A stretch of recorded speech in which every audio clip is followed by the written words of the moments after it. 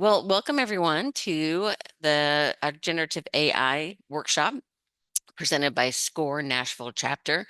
Um, in case you got some email that might have said this workshop is 3 hours, it'll be 2 hours, but it'll be a full 2 hours. So we're going to go about an hour, then we'll kind of take a little break and then do another hour.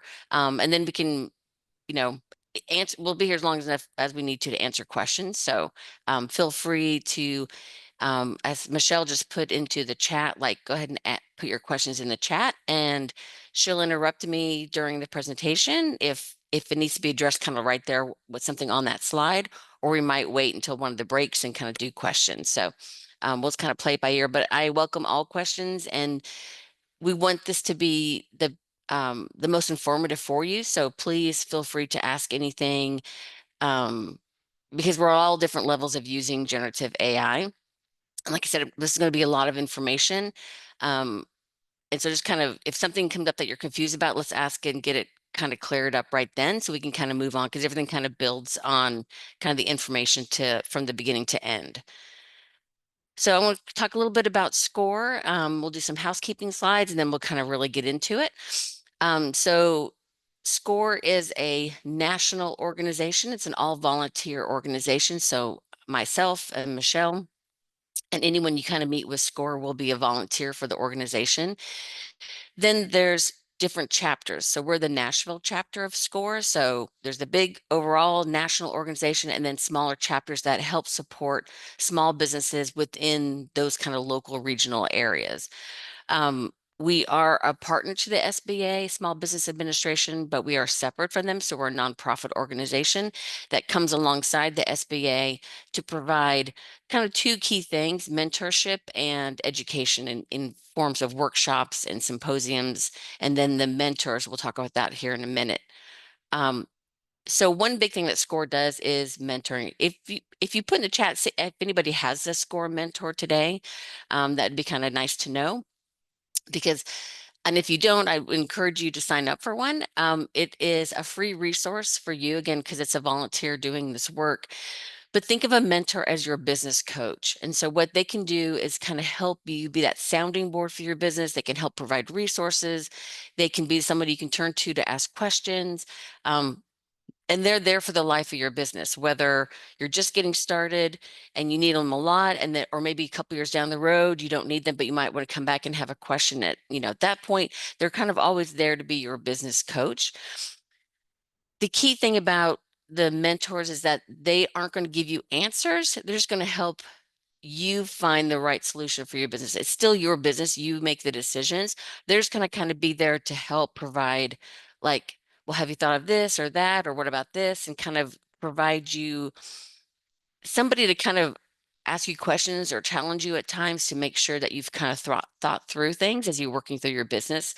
Um, because sometimes when you have friends and families and other people around you may not understand your business or that side of things, and it's kind of hard for them to help you, that mentor can provide that kind of outside perspective, kind of looking in and kind of give you support and resources. So there, if you don't have a mentor, I would suggest going to, in the bottom left hand is the SCORE Nashville chapter website. You can go on there, sign up for a mentor on, but make sure you pick the Nashville chapter so you get somebody that's assigned local. Or if you're coming to this workshop from another region, make sure you pick your region so you get assigned somebody locally that can help you with local resources and not somebody, if you're in Nashville in California, to somehow be your mentor. The other part of what SCORE does is education. So we do a lot of workshops. We do a lot of lunch and learns, seminars, symposiums, one-offs, regular recurring workshops. So you're in the Gen AI one today, but we have different ones that are offered every month. Some are offered every quarter. Some are offered a couple times a year. Some are offered just once a year. So we have a wide variety. And then also the national organization has kind of webinars. So sometimes if you can't find it locally, go to the national website, excuse me, and see if they have a webinar on the subject if you're looking for, like maybe it's something specific about branding or, that you might we might not offer locally anytime soon, but maybe you can go to the national site and find a webinar coming up in a quicker time frame for you. We also do special events. Pitch competitions. We have a women's pitch competition. We have kind of like one-off events that we do throughout the year, depending on kind of the needs of our um, clients. And so those things kind of, once you're on the email list now by taking this workshop, then you'll get notifications of those going forward, or you can check the website. Michelle does a great job of keeping the website updated about upcoming events kind of every quarter. So you know a couple months in advance what's kind of coming down, and you can kind of schedule that on your calendar. So who am I? I am Sandy DeWald. Obviously, I'm going to be the instructor today in the workshop. I teach a couple different workshops for SCORE. I am not a mentor, so I would not be somebody assigned to you, but what I am is a subject matter expert. That's another layer of volunteers with the organization where we kind of come in, the mentors bring us in for like a deep dive in a specific area. So we wouldn't be your mentor, but we'd be somebody that the mentor would bring in to have a deeper conversation on a specific kind of subject area that we have expertise in. The mentors are great having a wide variety of knowledge, but sometimes you just need to go deeper in one area, and that's where they bring in the subject matter experts. My area of expertise is product development, product marketing. I've launched hundreds of new products to market and then done over 20 years of like pricing products and services. So kind of that voice of the customer, positioning value. Um, the workshops I teach for SCORE is this generative AI one because that's so important in business. And I've really kind of dug into that area in the last couple of years. I teach a pricing workshop, a product development workshop, and then I just launched an Essentials of IP or intellectual property workshop for that's I think I'm teaching that next month maybe, Michelle. But that's one because I just completed. I've always with product marketing and product development, we always deal with trademarks, copyright, and patents. So I have extensive knowledge in those areas and how businesses can use or should use intellectual property to protect their assets in the business. So that's another workshop. But again, all of that to say, we have people that do, or into market research, or some that do more branding and marketing subject matter experts. We have legal experts, we have financial experts. So we have a group of subject matter experts that your mentor can bring in if you have a specific question. You need to go deeper on a certain topic. All right, so we're going to get into the meat of the workshop today. Is talking about generative AI, and so there's two types of AI, and people will just use AI. They'll use some terms interchangeably, but I kind of want to separate these two out so we can kind of know what we're going to be kind of covering today, and the benefits and how each one might be used in your business. So when people talk about generative AI or Gen AI, we'll say that a lot. That's really text-based AI. So it's typing a prompt into a model and the model generates text back to you and you have a conversation style back and forth with the model. It's all is pretty much text-based. Um, there are these models are trained on language and they output language. So that's really their training data is structure of language, how language is put together, kind of how content is created. Those examples are like ChatGPT, Gemini, Copilot, Claude. There's every time you turn around, there's another model. And I will say this workshop is model agnostic, meaning it doesn't matter which model you pick, it doesn't matter which platform you pick. What we're going to talk about today is how all of these models work, how all of these platforms work. No matter which one you pick, you'll understand how the model is working and how the structure of the model is happening. So you know how to get in good information in, a good prompt in, and a good information back from the model. Doesn't matter if you use ChatGPT, Gemini, Copilot, Claude, it doesn't matter because they all operate the same way, which sounds weird.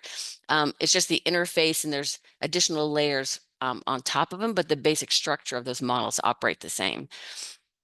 The other type of AI is what I'm calling like image AI. It can be image, it can be audio, it can be video. I'm just kind of throwing them all into like that visual, maybe I should say visual AI, even though audio is kind of in there too. But these are trained on to generate images. And they're really, you can create new images just from, you're still putting in text as a prompt, but then it's generating an image back to you. Those kind of the main ones you always hear about are Dolly, Midjourney, or Stable Diffusion, are kind of the three big ones that are dedicated to just image AI. But you will also have other ones being like different platforms will start having image AIs within their platform. So Adobe has Firefly, which is part of the Adobe suite. Canva's got an image AI generate, in the Canva suite. So a lot of companies are pulling AI tools within an existing platform that you might already be using. So those are not these are the kind of the standalone ones, but then more and more companies are bringing an AI component to their paid platforms. The focus of this workshop today is going to be generative AI because there's a couple things. I think it's going to be the biggest bang for your buck for small businesses. To way to get started is you're going to be able to do a lot more things with generative AI to help you in your business. Um, there's some really high quality free versions available, so you don't have to go all the way to the paid version yet. You can really get, really good information, good output from the free models. I would say start with the free ones and then you can advance to a paid version and you get more, I mean, you just get more bells and whistles and you get more functionality with the paid. But I would wait and kind of make sure that you do use the free one, see how it works, play around with that for a while before you jump up to the paid version. And we can talk a little bit about what the paid gives you, but it's just a little more advanced functionality that you might need at some point, but you may not need right in the very beginning. Um, on the AI side with images, we're not going to focus on that too much because here's my concern with generative AI images. So they function similarly where you put a prompt in, you get a picture, you get an image back. But we always talk to our members about you need to use images that are reflective of your business. So if I'm a consumer coming to your business, I want to see who you are as the business, not some stock photo or generate an image that's generated that looks obviously like, well, that's nice and pretty, but is that really you? Is that your business? Is that your customers? Is that your employees? Is that your location? So we always talk about in business, I can go right now and get a stock image and everybody kind of knows those are stock images. It's the people around the boardroom or it's the happy people, and those are great for some situations. But if you're talking about marketing and connecting with your customers, you need to be using real images of who you are so they get to know you behind the business and not just like, well, that's a nice, pretty stock photo, but is that, who is that? How do I connect with that? So that's why we say, even before AI generated images, we're always saying, hey, don't use stock photos because you need to use real photos to show who you are as a business to your customers and connect with people. So that's kind of, I would say, unless you're a web developer, a graphic designer, somebody that imagery is your tool, then I would say you definitely need to kind of probably lean into these image AI tools. But for the most part, for small business, I'd rather have you focus on the Gen AI or text part. That's going to be way more impactful and helpful to your business getting started than the image side. People play with the images. I'm like, well, you could go get a stock photo for that. Like, why would you need, and the image AI are pretty expensive. So they are more like $50, $60 a month. So you have to really be a pretty big user of those image AIs. Or they have to be within a platform like Canva, but you have to use the paid version to get the image AI generator. And even that's limited on the paid. So if you're going to use image AI, I would say if you already use a tool, try to use the one that's already integrated with that tool versus kind of purchasing the standalone version. All right. Oh, the other thing is this is changing. I joke with Michelle that like I probably need to send her a new, slide deck every time I do this workshop, only because it is changing so rapidly. So that's why I want to talk today about fundamentals of how Gen AI work, because that's not going to change. What tools, new platforms, functional things that get built on top of it, they'll keep adding more functionality, but the underlying structure of how they work and how you use the tools is going to be the same. It's just they're going to add more bells and whistles on top. And as you become more advanced, you can look at those bells and whistles. But again, the basic structure and functionality is what we want to focus on today, because then it doesn't matter which tool you use, which path you go down, you can be able to get the best input into the model and the best output out of the model. So what is generative AI? We hear this term a lot. People throw around a Gen AI and this and that, and people are saying, or just AI and all this stuff. Um, so generative AI that we think about today is really, they're large language models, or you'll hear the term LLMs. Basically, it's like kind of I will say that engineers are usually very descriptive and like basic with their language. So it is a model that's been trained on large language data sets. So it is basically kind of what it says, but so it's been trained on trillions of language data at this point. I don't really like the term artificial intelligence because it's not Skynet, from the Terminator coming down. It's a tool that can help and augment your business and augment what you're doing. So I would rather use augmented intelligence versus artificial. It doesn't think. Um, it's it's very it has it makes you think like make you think it's thinking. But it's really there to support you, as it's going to be like a tool like anything else, whether it's a Adobe Photoshop, whether it's an Excel, whatever tool you're using, it's to help you, to augment you and the human, but it's not there to replace you. You don't have to worry about it. Like, you know, it still needs you and the human in the loop, we call it, where it can augment and help the human. But we're going to talk about, you shouldn't just take the info coming out of the model, the response back and go straight from that. You need to always put yourself as the human in, and the small business owner, in that loop whenever you work with a Gen AI model. It is a great tool for ideation, creation. It's really going to speed up things and make you more productive, but it's not going to be, you just put something in, you get it out, and it's perfect the first time, and then you just roll with it. So it's going to be augmenting, and it's another tool that you can use in your toolbox to help you be more productive. And at creativity and brainstorming, these tools are great for that. So it can kind of help you in your business, but you can't just rely on it to give you everything perfect right out of the model. You interface with the models, doesn't matter which one, you interface them through prompts. And that's that little, like when you say chat, it's like a little chat bar text box that you put a prompt in, and then the model responds based on that prompt. Whatever the input you give it, then it's going to respond back to you. I always think of these LLMs as, think of them as an assistant. So if you had somebody that was an assistant in your business and you gave them a task or you directed them to do something, the models are like an assistant to you. So you've got to give it very clear instructions, and you will go back and forth, because assistants usually the first time they bring something back may not be right. Then you have to go back. So think of it as a conversation, and you're kind of iterating back and forth with the model.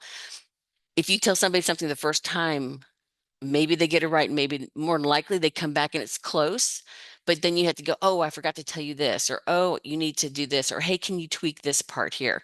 And then you tell the model or the assistant, and then it'll go off and do that and come back. So think about the model is going to be a conversation with you in the model, which sounds weird, but it's like you telling an assistant and having them go back and forth to kind of get the right output that you want.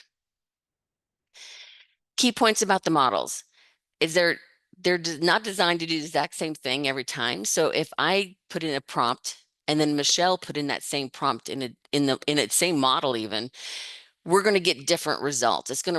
There's some variation built into the models. So the idea is that they are analyzing and assessing, but there's no prescription on the backside. Well, if you ask me this, I give you this exact thing back. It's still going to take, because think about it, it's trained on trillions of text. And so it's going to go, okay, these are kind of what I'm thinking you want. I pull these kind of pieces together to give you the output. But there's randomness built into these models. That's kind of the models are built with like frameworks, but then the models themselves self-train. So then that's how we've created these huge models because we gave them they did the data scientist gave them a framework and instructions, but then the model self-learns and trains itself. That's why sometimes it's a black box. We don't know what the model, we just know it's here's the big data set. We give you these parameters. The model goes out with all this data and trains itself and refines and trains and refines its own algorithm, which is kind of odd. So that's why it's never going to be the same for even if two people put in the same prompt. And it's never going to be perfect on the first time because it's depending on what you put in, it's kind of not guessing, but it's taking like, well, this is what I think you want, and so here's my output to you. But it may, we have what we want in our head and it may not match up. So just know it'll be close. It's a great first draft kind of generator, but then you need to go and kind of refine that. So never think it's going to be, never use kind of that first draft that comes out and never think it's going to be perfect or get frustrated with the model. Because like, well, I told you, it's like, it's still a process going back and forth with the models.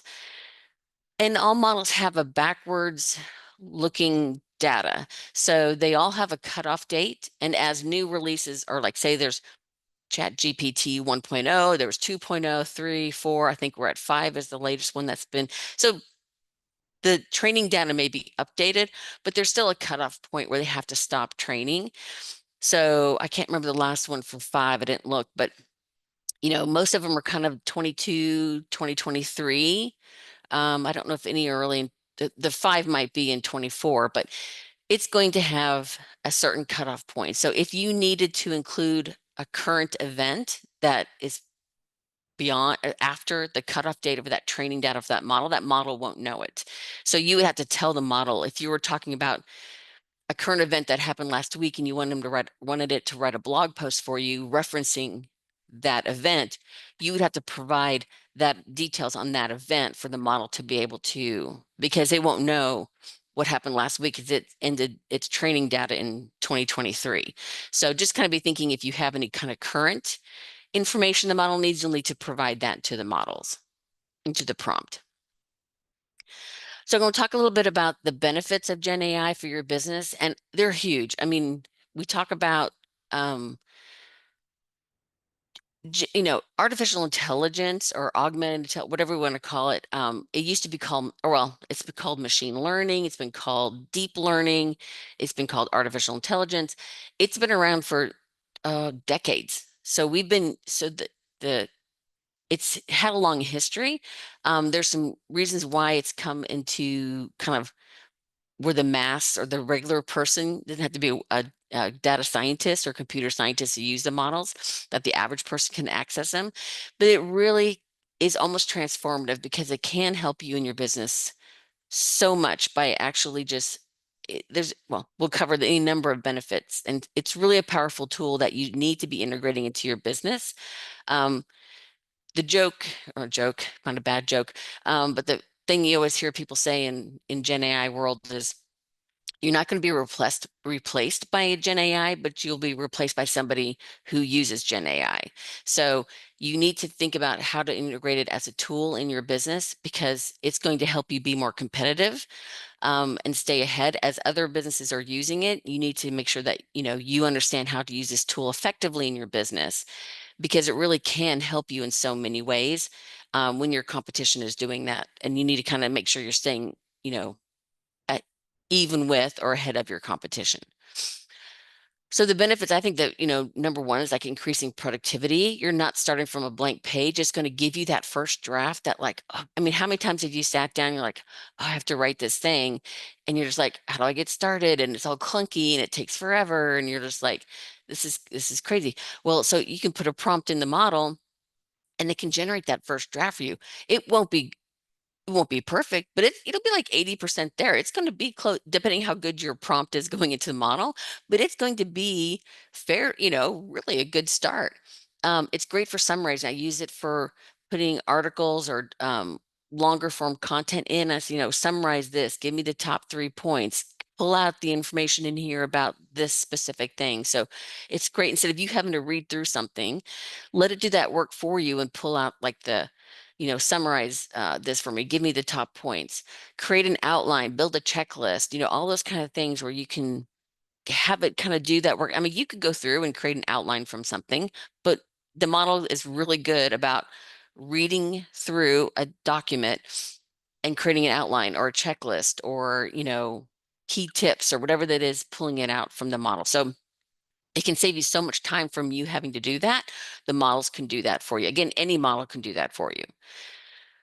The other thing is it can reduce tedious tasks. There's some things that we do that we write and you're just like, why do I need to, I don't say there's no thought to it, but it's kind of, you know, standardized in a way where like, why are you having to write that? So like a survey after, if you did a workshop and I wanted to do a survey, I would ask the model, like I can go and say, hey, here's the workshop. What are the 5 questions I'd want to ask after why do you have to sit there and think about it? The models can do that for you. It can write a quiz. It can summarize the article like I talked about. If you have a template set up and you can say, hey, put this information into this templated form, it loves doing that kind of stuff.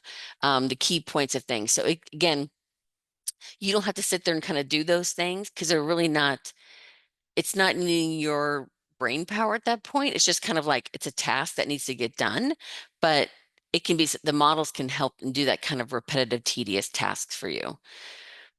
They're really great for an independent check. I use them all the time I write something, I'm like, hey, read this and do you have any suggestions? Am I missing anything? How do I improve this couple paragraphs or this blog post? Or, you know, I'm writing it for this audience. Is this, too technical for them? Or are there certain things that I'm missing in this, what I've just written? So it can do the grammar, spelling, yes, but can also kind of analyze the writing for content, almost like an editor. So think of it kind of an independent check where it can like say, oh, well, yeah, that was good, but you might want to include this, or you've missed, here's a key point that you can think about adding into, these 5 points for a beginner.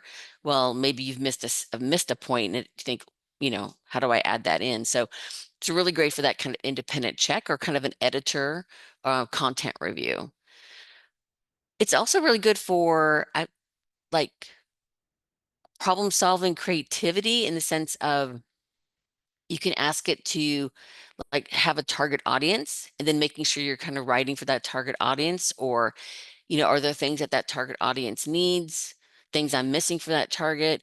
It's great at writing alternatives. So maybe you have it like, here's one thing, like give me 10 different titles for this, or rewrite this 3 different ways, or give me kind of other alternatives that I may not be thinking about that might be a little more creative. You can actually we'll talk about tone, but you can have it assume you want to be a little more sassy tone, or a little funnier tone, or be careful with funny because it may not understand like, humor like we do, but you can ask it to kind of say, can you rewrite this in this way or this kind of a tone to try different perspectives. It can find, again, flaws or assumptions in your writing and give you those different perspectives of like, what if I wrote it this way? Or what if I wrote it this? Or am I assuming somebody, like sometimes we know our subject so well, or we know the thing, the product or service that we're offering so well, we forget sometimes that somebody else may not know, and that it can say, oh, well, you're kind of assuming they know how to do X, and maybe they don't. So just it kind of can bring those things up to make sure we're not assuming things in our writing or assuming that our reader or target audience understands. It can kind of, you can ask it to say, hey, am I missing anything? Am I making any assumptions? And it can give that feedback to you.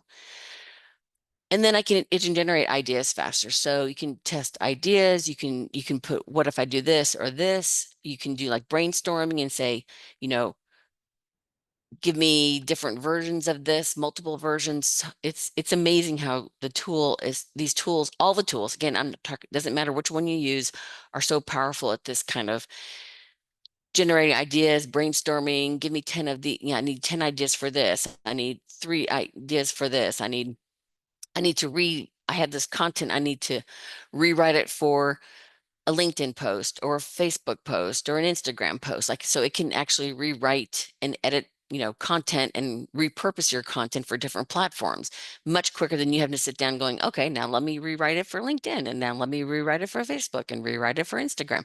So it can kind of do all that for you so much faster. So we're going to talk a little bit about how does Gen AI work. So when we talk about Chat GPT, this is why we don't let engineers name anything. So the GPT part really just means generative pre-trained transformer.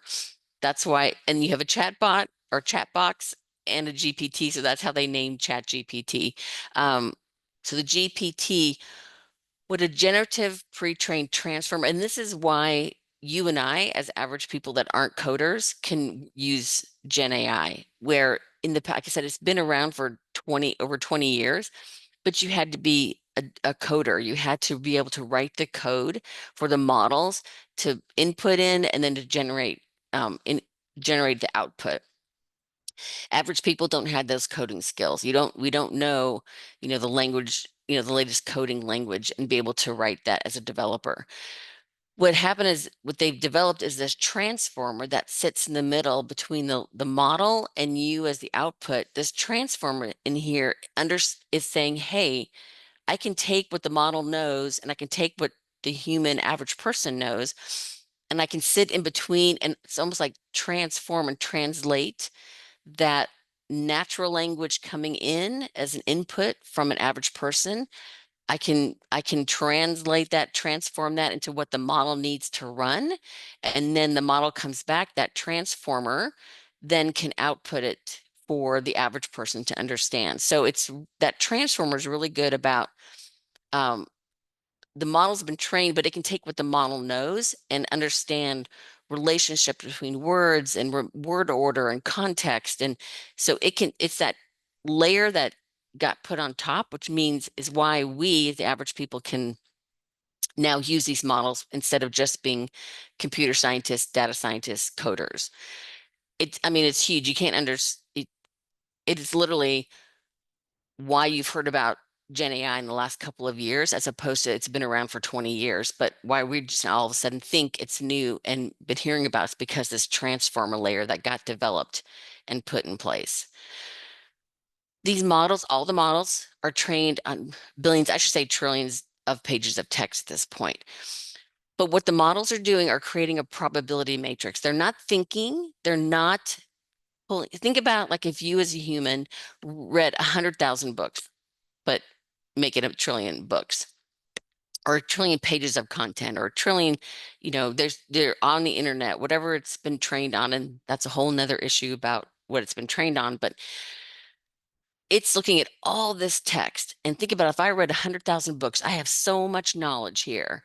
So when you ask it for something, it's saying, I've got all this stuff, but it's creating a probability matrix. It's a predictive model, meaning they're trained to predict the next word in a sentence. So nothing is pre-written. They're not pulling whole sentences or paragraphs out of all this data they've learned on.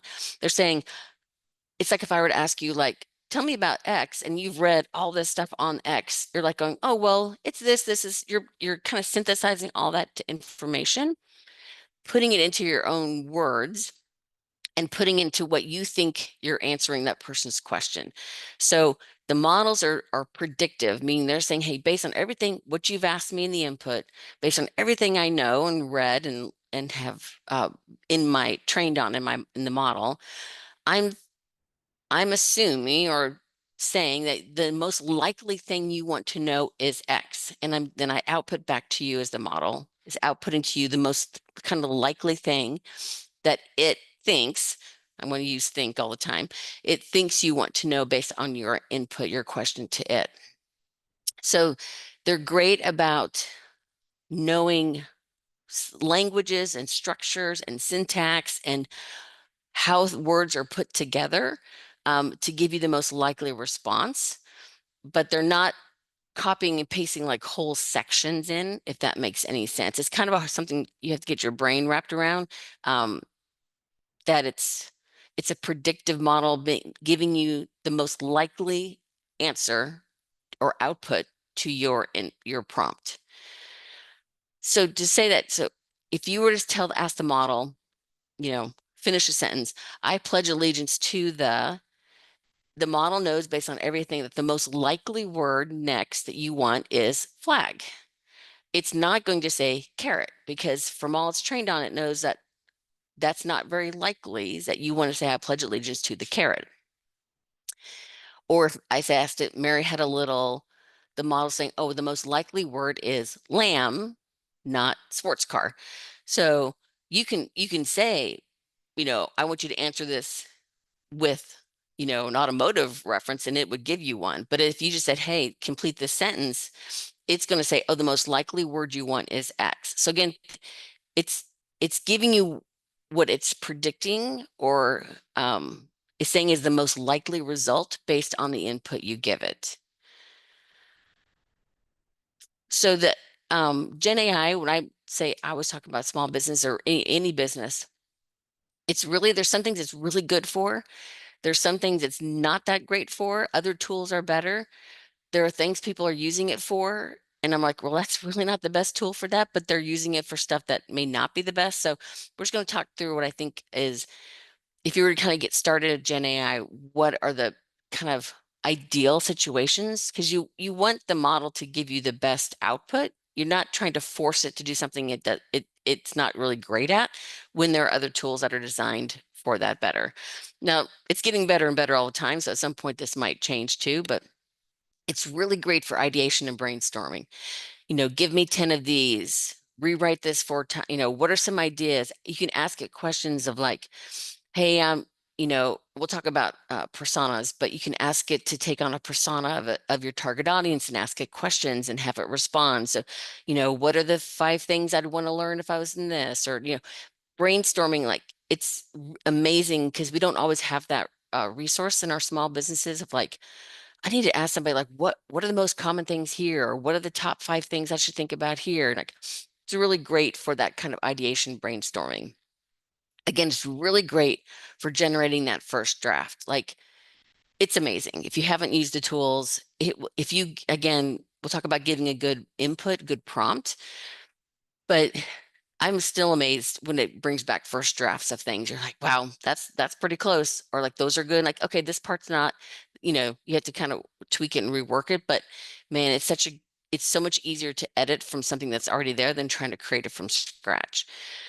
Great at outlining lists. I use it all the time for like, give me an outline for this, or if you were creating this, what are the 10 things, to think about, or kind of creating a list and outlining, summarizing. I use it all the time for summarizing things where I don't need to read through the thing. Give me the top 3 points or give me anything, any reference to, I'll look at some contracts and ask it for like, we'll pull out anything that talks about intellectual property, or something like that. So I can have it I don't need to read through the 20 pages.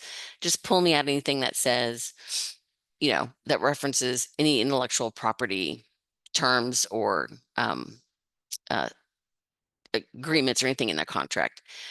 It's great at rewriting, editing. So you can, again, give it something you've written. You can have it to critique it like an editor.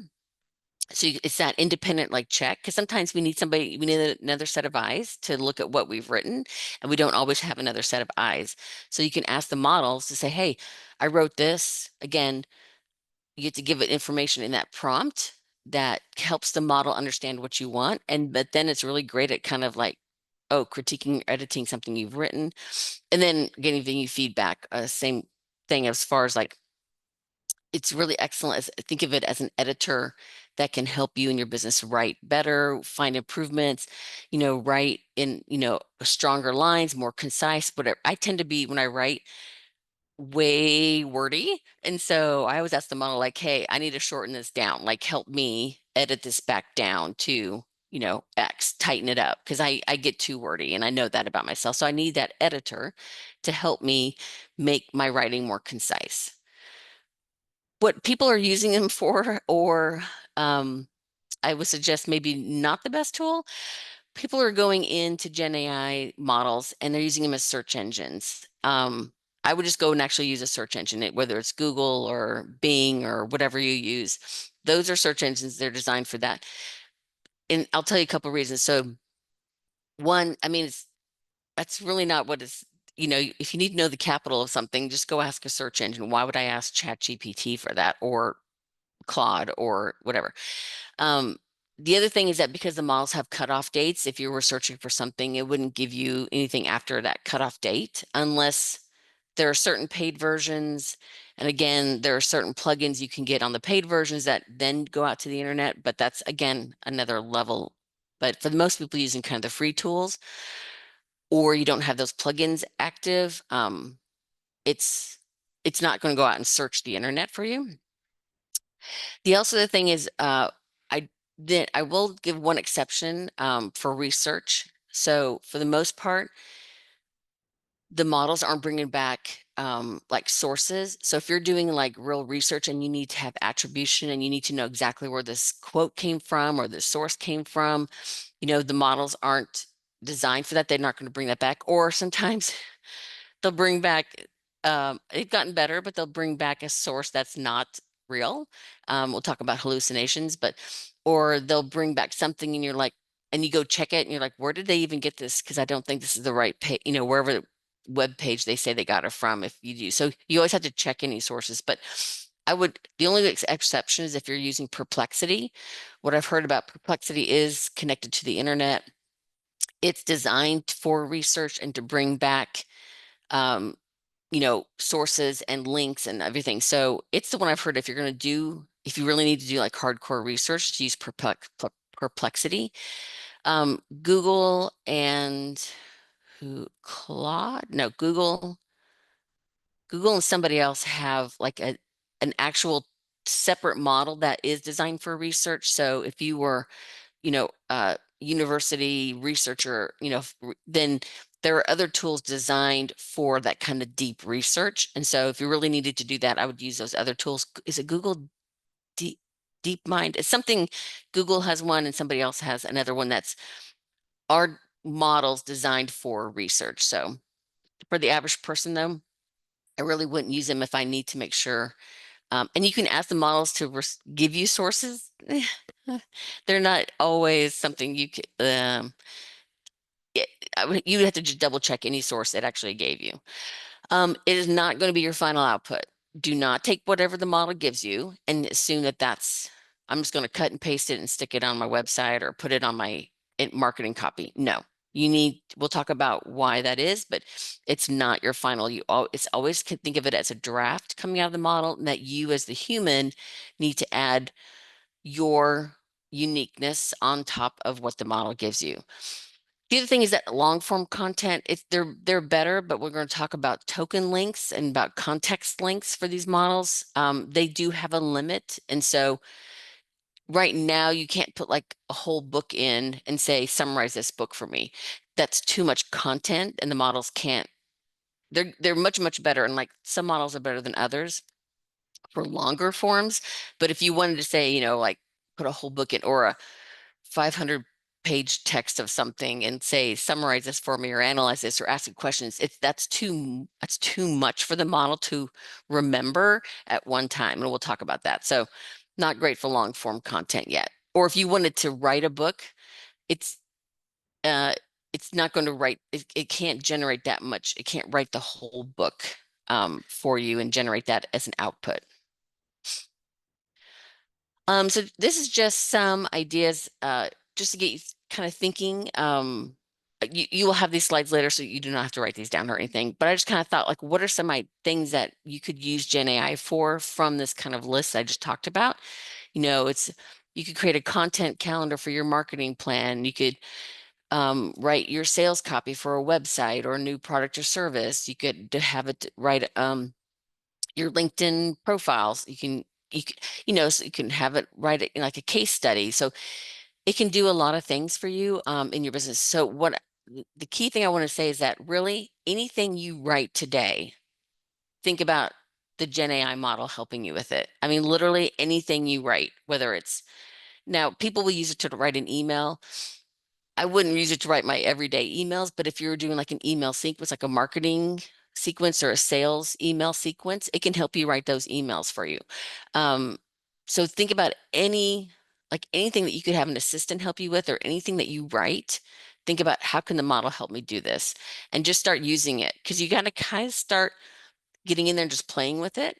So just the next time you think about writing something, open up one of these models, and we'll talk about how to prompt in there, but just open it up and say, okay, let's see what the model can do, um, and have it generate an output for you. And just start understanding how the prompt you put in so you can get information back. But I use it all the time for just anything. Even if I don't know if it's going to be any good, I'm like, well, let me just see what the model does. Even if I'm like, okay, that was okay, but um, I'm, it's not the greatest. Some things I use it, some things I'm like, well, that, okay, either or I need to work on my prompting better for that one. I realize, oh, I forgot this part.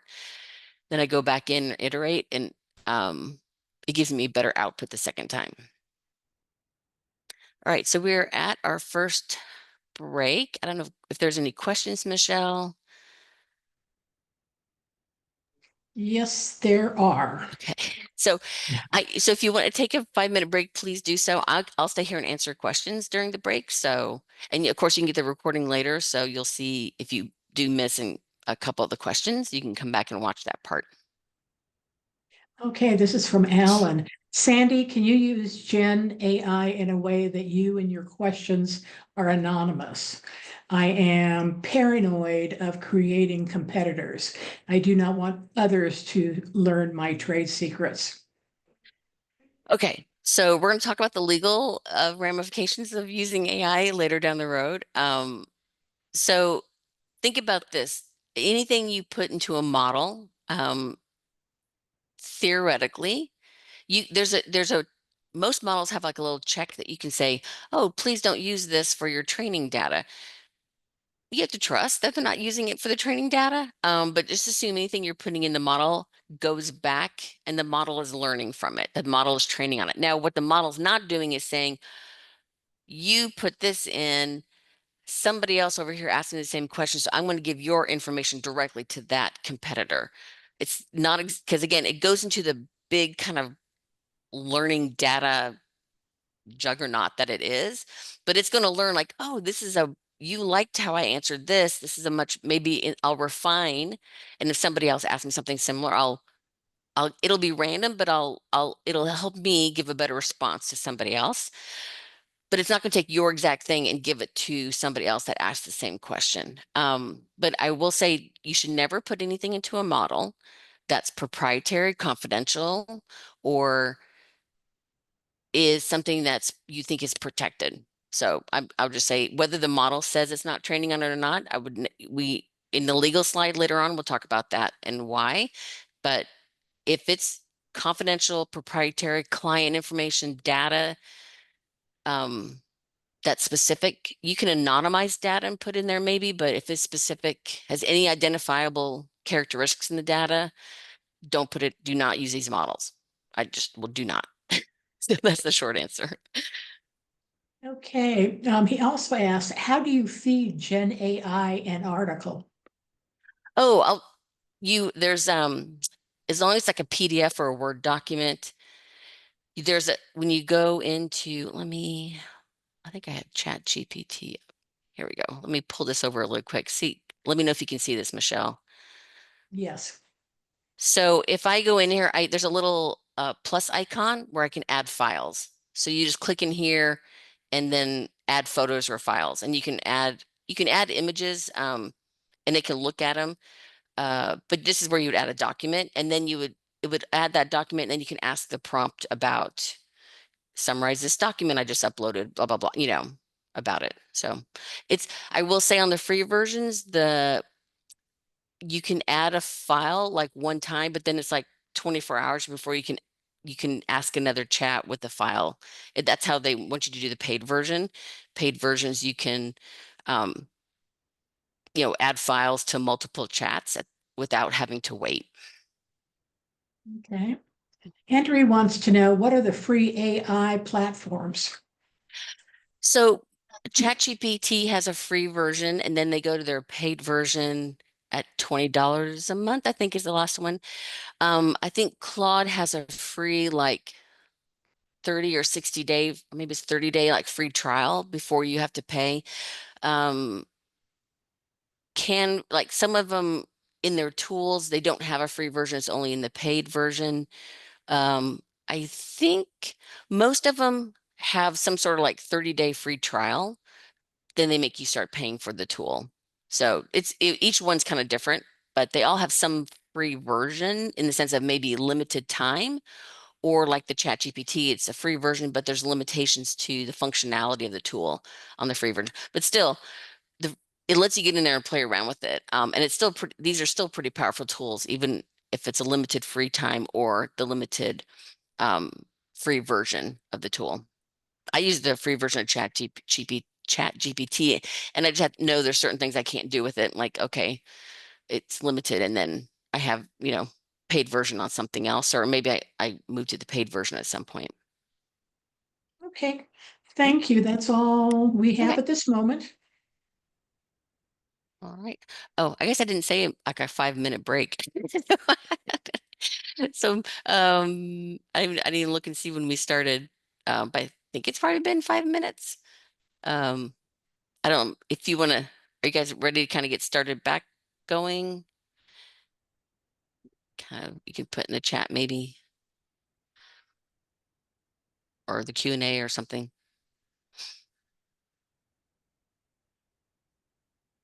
I think it was about a quarter, like almost a quarter till we took a break. So, oh, good. Thank you.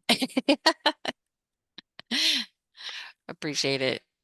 Like I said, if you were on break and came back, you can always kind of watch the recording later to answer some of those. But please, those are great questions, and any other ones.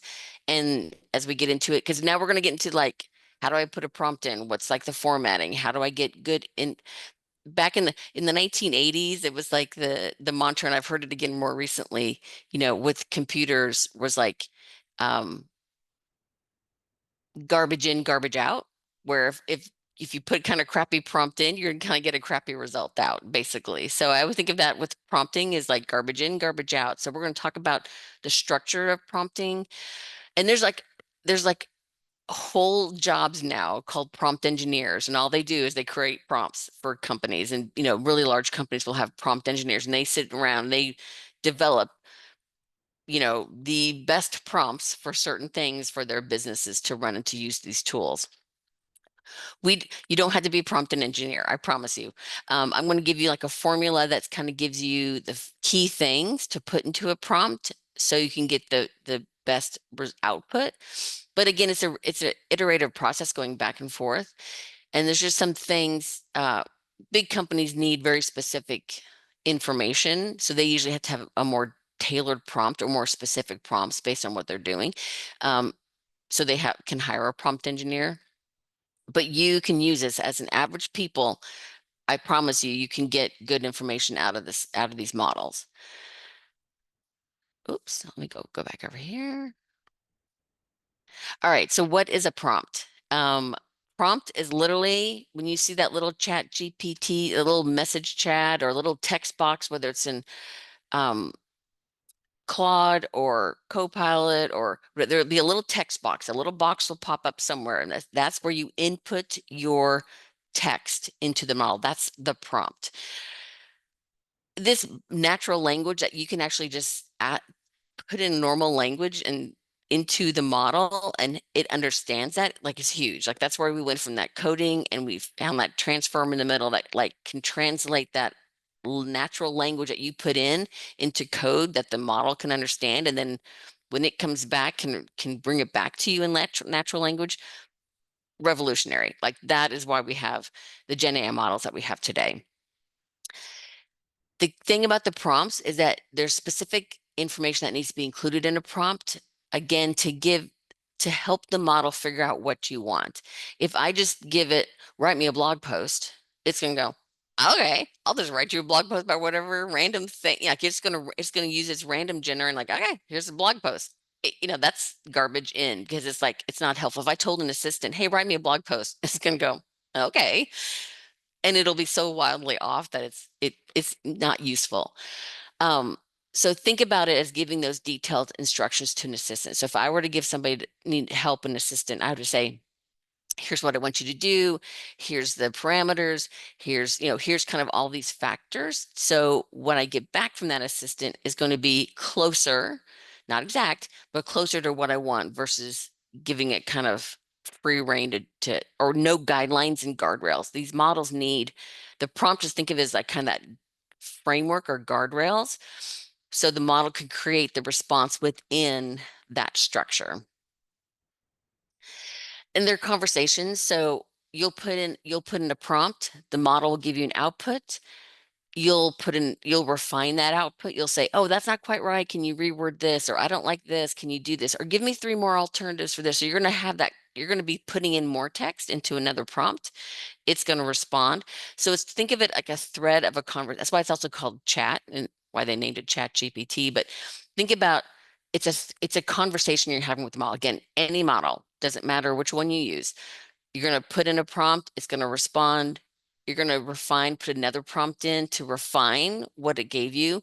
It's going to give you another response or an output. You're going to go back and forth with that model in prompts to build like a conversation to get what you really kind of want, close enough to the output at the end. The prompt should have a structured format. There's key things to kind of make sure to include in a prompt to get the best results. But it's very flexible and adaptable. You can write it in your own language. You don't have to copy and paste exactly this prompt every time. There's key elements that you want to include, but then you can write it whatever makes sense for you is your way you naturally write. You don't have to, it's not that prescriptive. But that means it's a little bit of an art and science. So you have to have certain key elements and certain information you need to give it.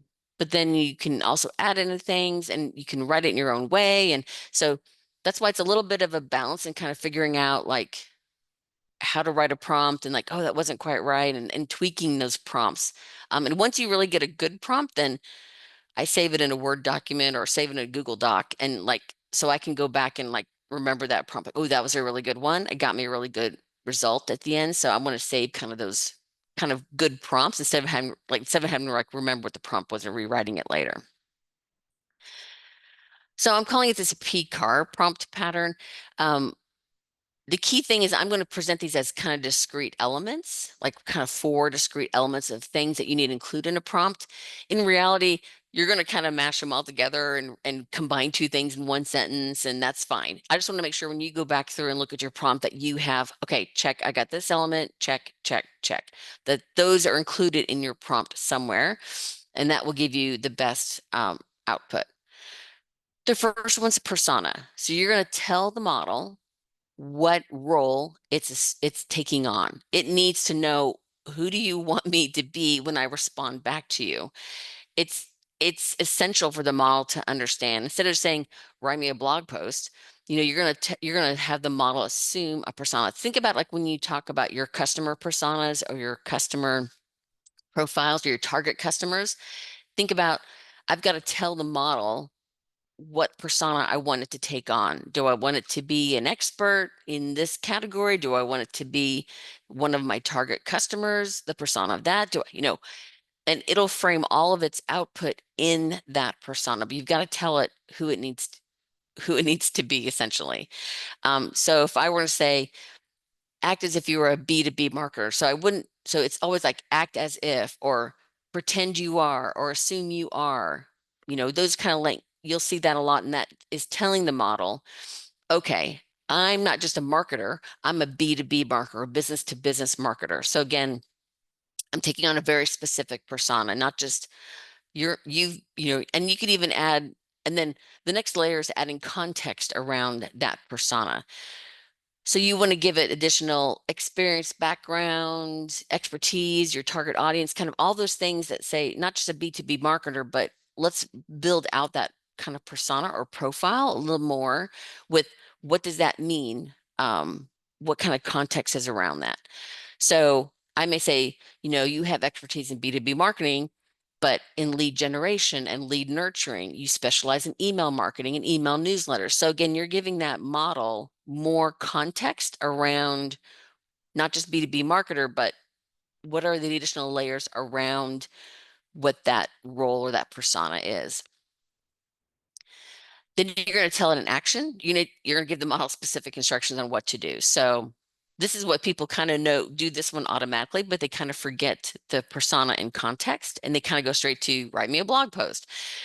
But you need to also think about more than just write me a blog post, but it's like, do you want a blog post 500 words or less? Do you want it in a list format? Do you want it to give me a summary, or do you want me to provide a bulleted, um, response? Like you're going to, if you want to write it for a certain platform, like you're writing this blog post for LinkedIn, not for, uh, I'm trying, your own website or something. So it's going, you need to tell it what you want it to do, but also if there are certain parameters around that, especially like I use this all the time with like length.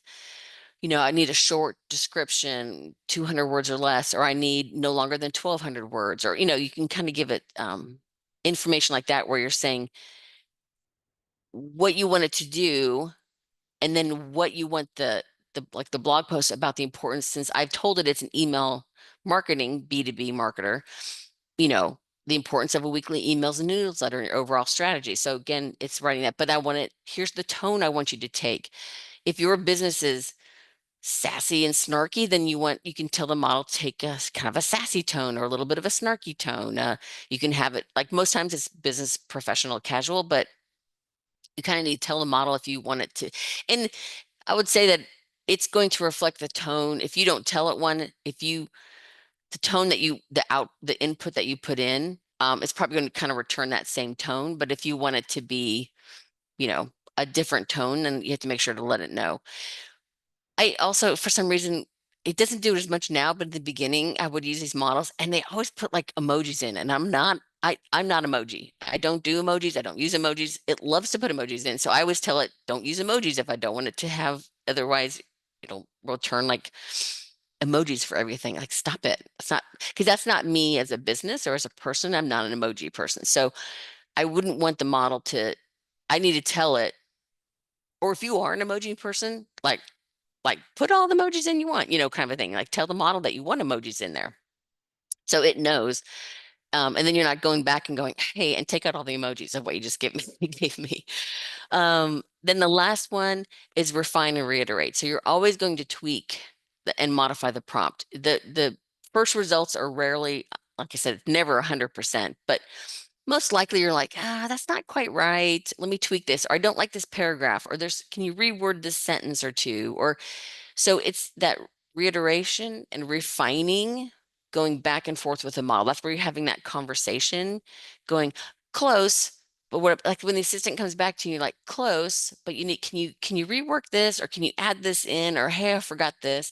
Or you can ask the model questions like, okay, is there anything I'm missing in this? Is there, do you ask it for recommendations? Like, do I need to expand on this section and not that one? Is there anything would be confusing for this, target customer or whatever? So you can actually ask it to say, refine and reiterate. And it's kind of fun. Like, I mean, I go back like, oh, that's so close, but that's where the human in the loop comes in. Your expertise and background, you should be reading it, and this topic or subject or your market or your customer deeply. The model doesn't. So then, okay, well, my customers, I need to add, I need to tweak this because this doesn't sound right for them. Like, so you can as the human to add in other things on top of what the model gives you, or you can ask the model, say, hey, can you do this? Because I know my customers always like a tip at the end of my blog post. Can you add a quick tip at the end, or something? So you can add those in as the human in that. You can also ask it to repurpose. So say like, this is really good, or you refine or reiterate and you get to the final output. Then you can go, okay, now give me 3, you know, tweets for this for Twitter or X or whatever it's called. You can take this and refine it and say, hey, could you create this, repurpose that content into other formats or other platforms? Once you kind of get to that final copy, you don't have to rewrite the things. You can say, now give me a 200-word one, give me a 2-sentence blurb, give me some quick copy for an Instagram post, like whatever. So you can have that once you kind of get the final output, you can have it kind of reiterate and repurpose that content to other formats. So let's kind of do some examples of that. So, okay, so with persona, there's two types of persona that you can, I mean, there's more than that, but for you, for small businesses, there's like two types of personas that you can ask the model to assume that I think are going to be the best, the most impactful for you getting started with this. One is the expert persona. So that's where you're asking the model to take on a persona of the the expert in the room. So that could be, if you had a specific problem, who would be that expert? Is it an accountant? Is it, it can be you as your business owner, like say it's a personal trainer, if that's what your business is, or, a B2B marketer, or those are expert personas that you're asking the model to assume. And so that's where you can have it take on like your business, or if I'm a consultant, or I work in the financial industry as a financial advisor. So those are expert personas that you can either have the model assume to ask questions of it, or you can have the model assume to say, like, you're taking on your persona as an expert, and then you can have the model output as if you, as the expert, were providing that information. Hopefully that made sense. Like it's taking on your role as a small business, whatever you're doing in your small business. Or it can be somebody that you need, like, hey, I don't have a marketing person in my business, but I can have the model take on that marketing persona and have it do things as if if I had a marketer in my business that understands it, I could task them with this, writing this, marketing copy, but I can have it do that for me, or I can have it take on my persona as the business owner, or the expert in my business, and ask it questions or have it write something as if I'm the business owner, writing that blog post to my customers. So in that, here's a couple examples of that. So one would be like act as if you're a personal financial planner. So I'm going to say I'm a business owner. I'm a personal financial planner. I want the model to assume kind of my expert persona when it's giving me output as I ask things. So you're looking to grow your business by establishing yourself as a thought leader. Your target is women, professional women in their 30s. So you have a very specific audience. You're giving it more context, not just saying you're a personal financial planner. Well, I could be, targeting large corporations. I could be targeting, you know, retirement people. I could be targeting people just starting out in their first job. Like, so you would need to tell who it's targeting, or who you want it to be writing for. And you want them to encourage them to start planning for retirement. Then the action is give me 10 ideas about a topic I could write in for LinkedIn to, again, become an online thought leader. So you're still giving it, like, what do you want it to do? What platform, what specifics, but you're still saying, why I want to be established as a thought leader. So I'm not it's going to say, okay, well, as a thought leader, you need to have this kind of content versus 5 quick tips, to get started planning for retirement. Might be a different if I needed, I would tell it that if I was looking for that kind of content. And then I could, based on what it gives me, and I refine that, then I could say, give me a 12-month calendar about these pillars. I could say, give me a list of questions that an inexperienced person might ask me as a personal financial planner.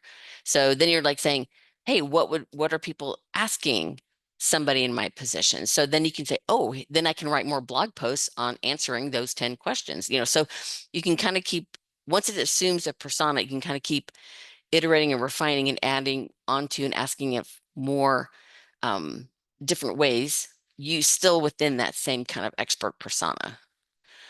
Another one's a personal trainer. You specialize in creating online fitness programs for women during pregnancy and post-pregnancy. It's not just anybody. It's not like athletes, not college athletes. It's not, um, first time people wanting to lose weight, whatever. So it's very specific on who that personal trainer's targeting. You're going to grow your business by creating small group coaching program. Boom. So that's kind of you're wanting it to do. So then it's give me an outline for the coaching program. Targeted women during the last 8 weeks of pregnancy. Again, you're very specific in what you want the model to respond, not just give me an 8-week coaching program for women, or I want pregnant women in the last 8 weeks of their pregnancy. And then a refiner reader. So you can say, give me a 4-week program, give me 4 blog post ideas for, balancing exercise and a newborn baby. So then you can kind of start building, once you kind of establish that persona, then you can kind of keep adding and asking it for other things, within that same persona. You don't have to go back in and retype the persona prompt every single time. It's going to remember as you have that conversation with the model in that specific thread, it's going to remember what you asked it, the persona you asked it to be, and will respond in that persona. The other one is audience persona. So that was the expert. You can have the model take that one on. You can ask it to be the audience persona. So you can ask it to take on the audience of one of your target customers. So the LLM, or the large language model, is going to then take it, say, okay, I'm flipping this around. I'm not the expert anymore, but I'm the target audience that you're trying to reach.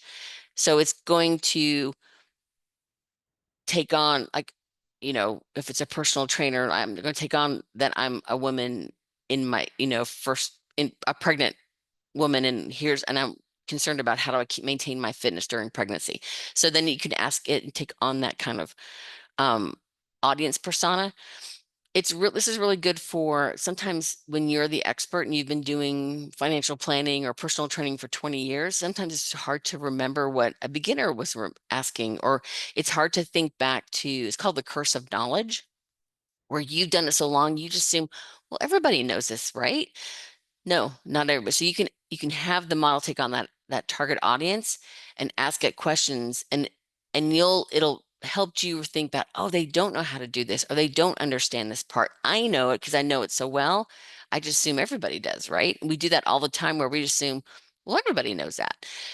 No, you know it because you've been doing it for so long, but you can have them, so the model can bring up back those biases to you and kind of highlight, well, wait a minute, you mean that person, that target audience doesn't know those things? Like, oh, that's crazy.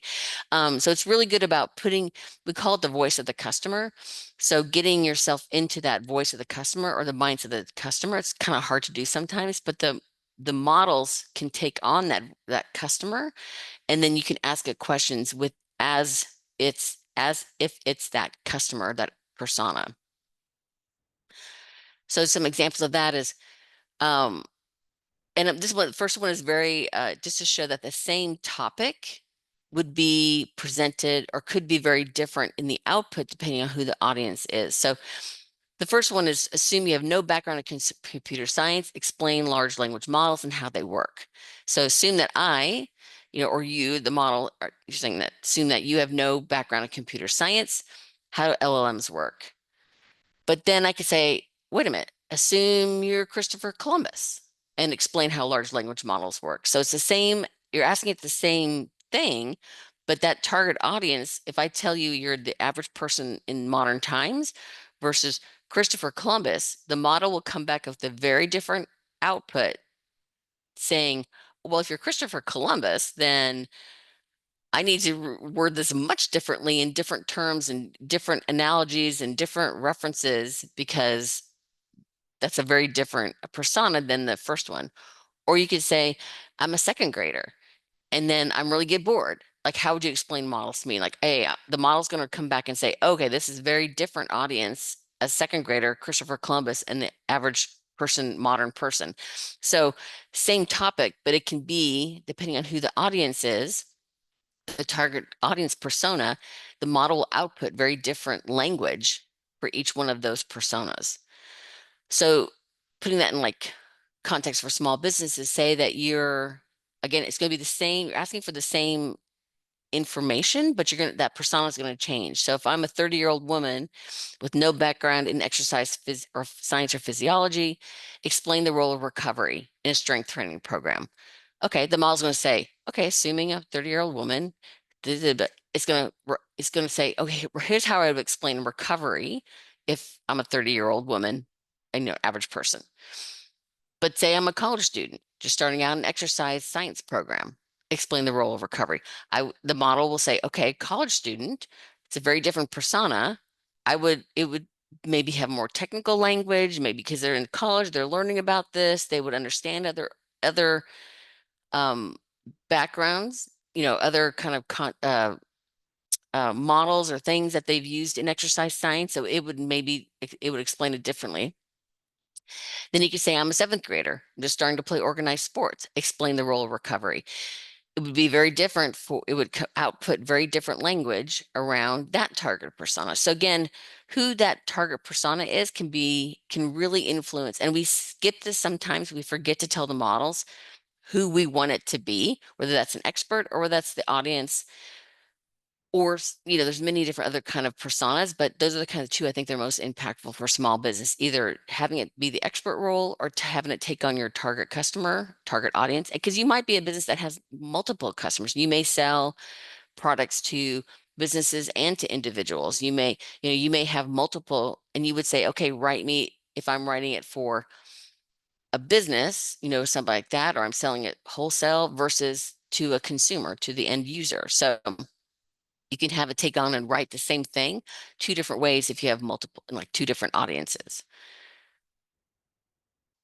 So any questions on that before we go forward? That was kind of a lot. And again, I presented those four elements as kind of discrete things, but you're going to kind of mash them all together, and it's not going to say, you don't have to write, you are this, then this, and then this. Then it's, you're going to say, you're going to kind of say, hey, you're a B2B marketer and you target, blah, blah, blah, blah, blah.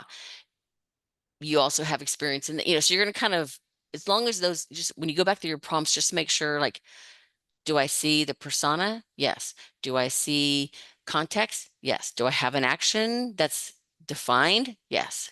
And then, then you're going to kind of refine and reiterate. So those are just kind of checkpoints to make sure you've got them in your prompts. And really, and you'll learn, like, sometimes I'll do something, I'm like, and it'll come back, I'm like, I forgot to tell it this. Then you just go back through and say in your next prompt, hey, in the output you just gave me, here's the additional information. I forgot to tell you the first time. Here's the additional information. Can you rewrite this with this new information? And then it'll go, okay. And it'll rewrite it with that you forgot. So just because you forget, even in the first time, you can always add it back in, like, or it comes back with something you realize, I didn't quite give it enough information, or it's assuming this and I really want it to kind of go this way. So that's where you have that conversation. You just add more information to the next prompt, but it needs to be in that same thread. And we can open up one of the models here later to kind of talk about how it's a conversation, and it needs to be in that same thread of conversation, and not in a new chat. So any questions, Michelle, before we jump on? No, you've been so Oh, thorough. people are like, I can't, it's too much information. It's okay. Just go back and watch, and you'll get these slides later. And I purposely put a lot of information text on a slide because I hate it when later on you get the slide deck and there's like one word on a slide and you're like, growth. Like, what does that mean? Like, and the person talked 10 minutes about it and you're like, that's not helpful. So I try to put information in there so you can kind of go, oh yeah, she said this and remember this and remember this. So hopefully that they'll be helpful later on. And then of course you can watch the recording when it comes back out, because this is a lot of information. What I would say is just get started with one thing. The next thing you write, just get started with it and just start working on crafting some of those elements in the prompt and just start playing with it. And just kind of, you'll get better as the more you do it. So we're going to talk a little bit about limitations, and then we're going to get into the legal questions. But there are limitations with the models, and we're going to talk about and why we care and how they can impact how the model, any model. Again, this is model agnostic, so they all have limitations. They may be a little bit different depending on which model you use, but you have to be cognizant of these kind of inherent limitations in all of the models. The first one is context length. So every model, doesn't matter which one it is, has some maximum amount of tokens. And because these are data scientists and computer scientists, I love them, but they don't use language that we normal people use because they've been doing AI for 20 plus years. They have their own terminology in how they built these models. So a token is a word fragment. A token does not equal like one word. So the word like information might be broken up into 2 tokens or 3 tokens. We don't know how the models are breaking up things into tokens. We just don't. Let's don't even go there. But basically, it's going to take words that the input you put in and the output it gives you. Every word breaks down some into tokens. And the tokens are what, like, think of like the conversation as kind of memory. It's horrible when we try to use thinking terms on a model, but just think about that conversation you're having is kind of like what it can remember. And these tokens, these words are tokens. Why tokens are important is because every model has a limit to the amount of tokens it can remember in a conversation, in a thread. So that's where we get some of the free models are limited in their tokens, where some of the paid versions have more longer token lengths, but all models have some maximum token length, no matter where you paid or free. So for an example, Chat GPT 3.5, it was a free version. It when it came out, it has a limit of about 4,000 tokens, roughly 3,000 words. Again, we don't know how tokens are broken up, so but it's kind of like, and generally it's it's about 3,000 words. There's no way to know exactly, but just understand that it's going to say, okay. And when I talk about words, that's the input you're giving in and the output. Those all count together. It's not just the output that counts as tokens or words. It counts the input because the model's having to remember what you inputted as well as outputted. So it all of that adds up into tokens. 4.0 mini, I think there's a free version. I think it's free. As they put new models out, some of the older models move into the free zone. So it's about 8,000 tokens, 6,000 words. The 4.0, which is like their paid version. Now that I need to change this and add 5 in there and see if they've changed the token length. But 4.0, there's different versions. There's a 4.0, there's a 4.0 turbo. So one version has around 32,000 tokens. The other one's a little longer, 128 tokens. Again, more paid versions are going to be longer tokens. Let's be honest about that. So it's going to give you that 24,000 and 96,000 words approximately for those tokens. Again, it varies for the most things. You're gonna be fine in a single conversation. So you have to think about these tokens are not, it's just in a single conversation or conversation thread that you're having with the model. If I start a new chat, I reset the tokens for that new chat in the model. It's not like cumulative between, if I have 10 chats going, it's not 4,000 tokens across all 10 chats. It's kind of within that thread because it's the model's remembering in that conversation. It can only remember those words. If I start a new one, it's kind of reset the model and start back over from scratch. So that's the plus, that it's not like cumulative across all your chats. Why does context length matter? Because this is when especially when Gen AI first became more widespread, people were talking about hallucinations, and you still get them every now and then.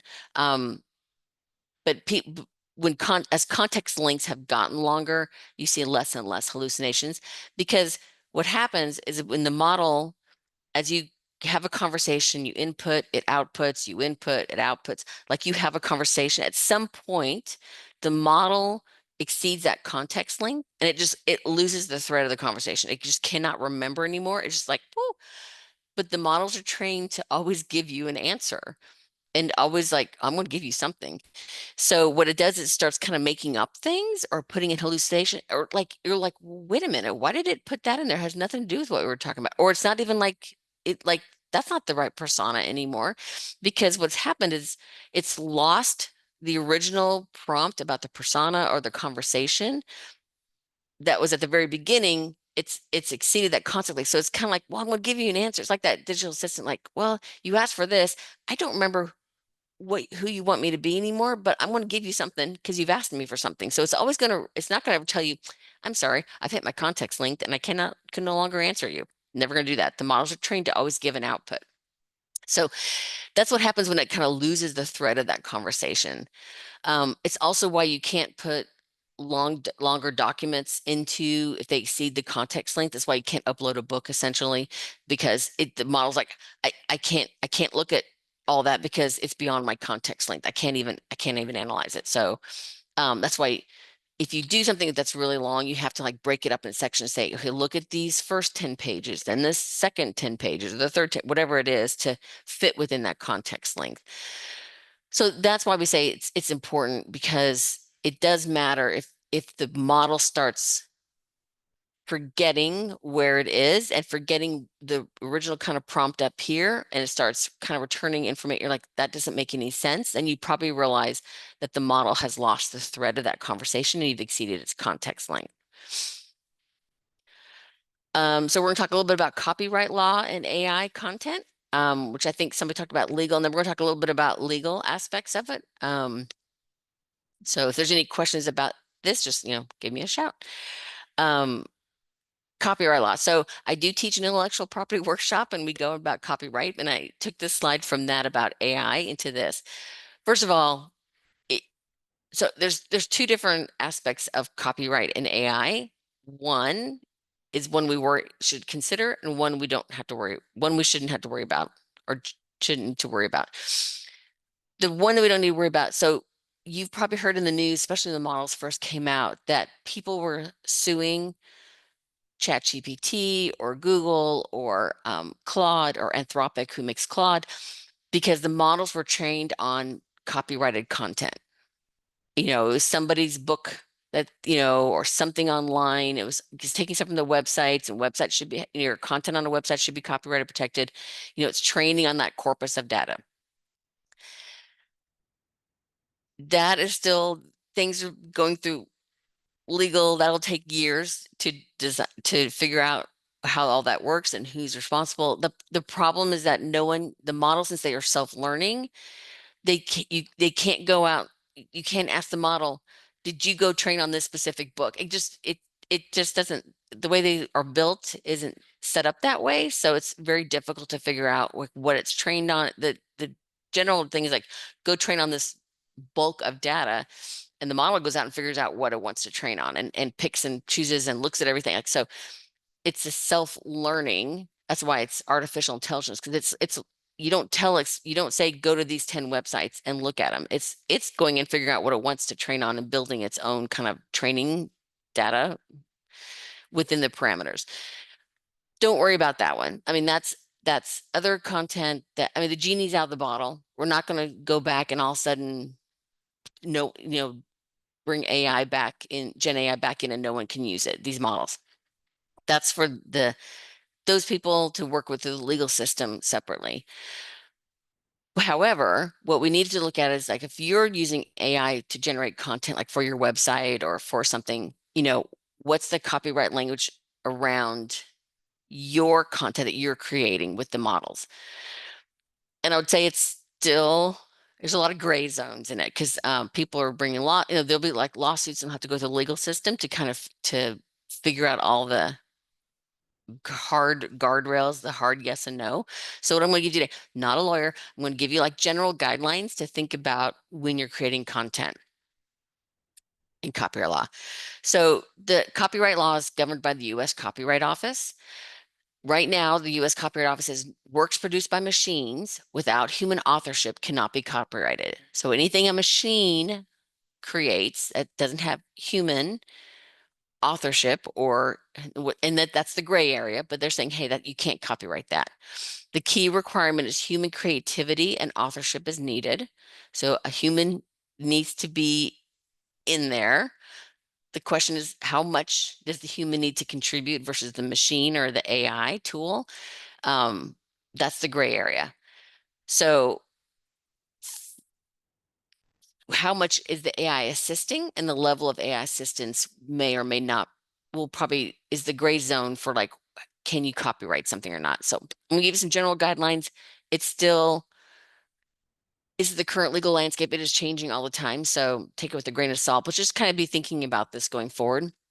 So if you're using the pure AI output, if you just take that raw chat GPT or Claude or Perplexity or whatever output and just, I'm copy pasting and using it, even though it's a human that did the prompting going in, more than likely it's a huge business risk. And more than likely it's not going to be copyrighted and people can copy, people could use it freely. It'd be hard to defend that in a copyright office saying it was copyrighted. You could still put the copyright symbol on it, but if somebody challenged that, it'd be hard for you to protect or to say defend that that should be copyrighted material.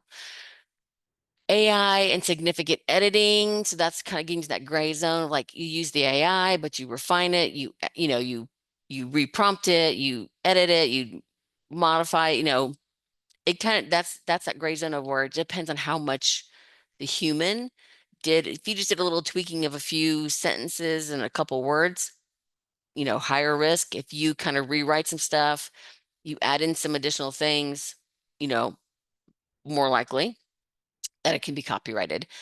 Um, if you just use AI as a tool to help you like research things, but you're doing all the writing, then you're probably fine because you're just using it as like, or if you say, give me an outline or brainstorm some ideas, but you're kind of doing the writing or you're saying, hey, can you pull me some, if you're using like a perplexity and you're saying, hey, pull me some resources around these things, you're probably fine because the AI is just like any other tool that you would go search on Google for or somewhere else to kind of get information. What's clear is how much the AI and then how much creative direction you give it. Um, that's where it's still kind of evolving of like, well, how much is the human directing the AI to how much is the human rewriting stuff?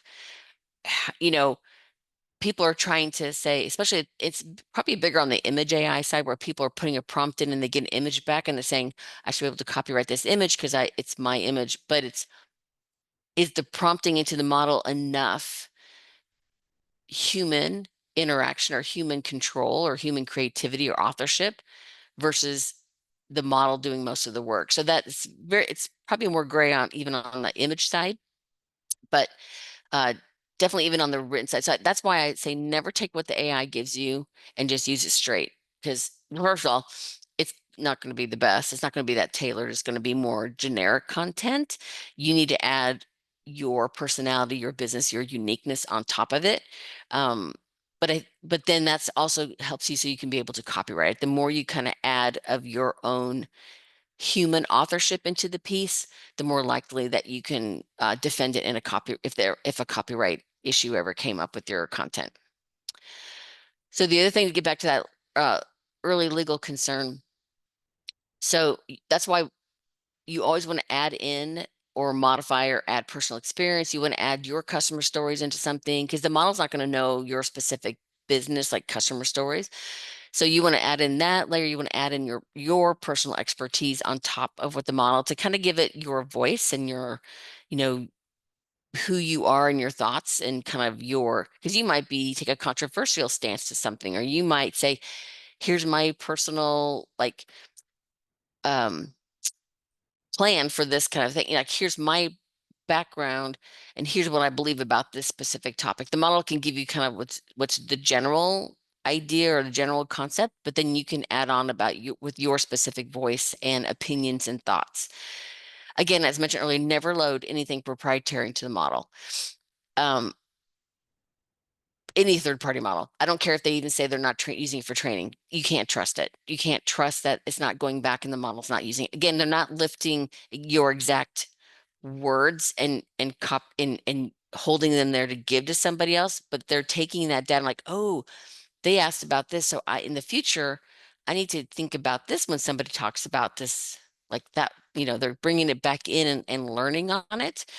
Again, they're not copying and pasting and giving to somebody else, but they are saying, oh, this is something else I can add to this, my knowledge about this topic or subject. There's also biases built into these algorithms. We know it's pulling from the internet. The internet's got a lot of information out there that's just crazy people, or just incorrect information, or just people as humans have subconscious and conscious biases built into our language. And so it's training on that kind of historical context, and it's going to have biases built in. I've seen more biases built in on the image side, especially, not quite as much on the text side. But I've heard about like when AI and as they uncover them, they're making these models better and better and trying to take out these biases as they find them or as people bring them up. So they are making the models better than what they used to be. But just know it, it's trained on human language, and humans have biases, whether we think we do or not. We all have inherent biases, good, not made good, bad, otherwise, but we all have them. And so those models are going to take on those biases if, in there, it could be and show up in some of the content. What I've seen on the image side, the kind of the key one that always kind of was brought up about the initial bias was that somebody inputted a prompt about asking for, generate an image of a, a boardroom of a, company, blah, blah, blah, or something like that. And it generated all white men in their 50s as because the inherent bias was that boards are primarily white, they're primarily male, and they're primarily older people. So that was an inherent bias, even though today that may not be the case anymore, or more and more diversity is happening with people of all different kinds, and small and big and large businesses have a variety of people on a board. But that was an inherent bias built into the model because it was trained and it saw like, well, most pictures of boardrooms are all white men in their 50s. So that must be what a boardroom looks like today. So you'd have to prompt that you want the model to give you, you know, other things to kind of get over that inherent bias in the model. The other thing is like if you work in an industry that's regulatory compliance, so if you're in healthcare or the legal field or something that has like a high regulatory compliance aspect, you need to be very careful about using the models because some will have, or even some industries will have like restrictions on whether they can use a model, not use a model, use a model for certain things, but not use these, models for other things. So just understand what your, like usually your trade associations or something will have come out with some like kind of AI guidelines on what they recommend to kind of make sure that you stay compliant with regulatory issues. And then if there's any concern, you can always add a disclaimer. You could add something like, created with AI assistance. You could, if you're concerned or created with, you know, AI as a generation brainstorming tool, whatever, if you were concerned about, putting something out there that if you want to be kind of fully transparent. Um, of course, you should always ask a lawyer if there's any kind of legal questions with copyright. There are standalone copyright plagiarism checkers that you can put data through. Like so you can have the output come out of the model and you can put in these like you can just kind of Google plagiarism checkers. Like even before people had plagiarism checkers where people were like, checking students' papers and stuff like that. But you can put that into the model. It won't tell you exactly, but it may say something like, oh, 80%. I feel like this part here seems to be kind of lifted from something else, or, it'll give you some idea. It won't be 100%, but it might be something that can help you if you're really concerned about plagiarism or copyright. But again, I think the best thing is you don't use the AI output as is, that you always add your own uniqueness, your own stories from your company, your customers, your experiences, background, expertise into the output you're given. And then you've got that really human creativity, human authorship that used AI to get you started, but it's not going to be just AI generated by itself. And then I would never use it. If you have any sources at sites, you have to fact check. You have to check every source. You can't trust the model, even if you think it's coming from a stat from the US Department of Census or whatever. Go to the website, you find it, you make sure that that source is accurate because you should always cite your sources. You should always link back when you have a stat, anything you do anyway. And then hey, I went and verified that this source really came from this website or from this, I can show where I got that data from if anyone questions it. And then you can link back appropriately to those sources, which is always good to kind of give credit and reference back to where you got the information that are then interpreting and analyzing and building, your own narrative around, but you still need to say, hey, that stat or that number or this specific site came from, this source. So just kind of wrapping up here towards the end. So just kind of be aware, things that we kind of talked about. So be aware of the hallucinations. If it sounds like it's something is off or it's making stuff up, I will tell you when the models do that, they will be very confident. They'll sound very confident when they are making stuff up, but that's where you as the human with the expertise know like, wait a minute, that sounds what something's off here, even though the model will sound like 100% sure that that's correct and that's the way it is. And you're like, that's where you always have to have that human in the loop. Again, you always need to fact check and you want to use your own expertise and voice on top of what the model provides.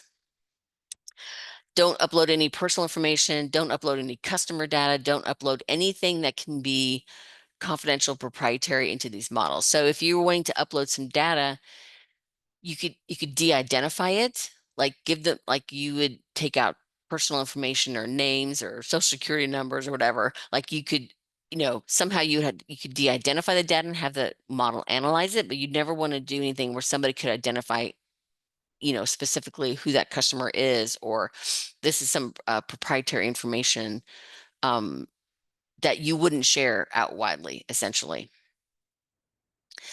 Understand the biases about in the tools. Again, there's scraping stuff from the internet and then all kinds of things. So you just have to kind of be aware, like with anything that you write, anything that you do, just kind of be aware of like, well, wait a minute, is this in line with what my target customer is? Is this aligned with how my business values and my core values as a business? Does this make sense, or does this seem at odds with how, and you may have, a philosophy that's completely different, and you want to make sure that the tools are reflecting your voice and your philosophy and your values.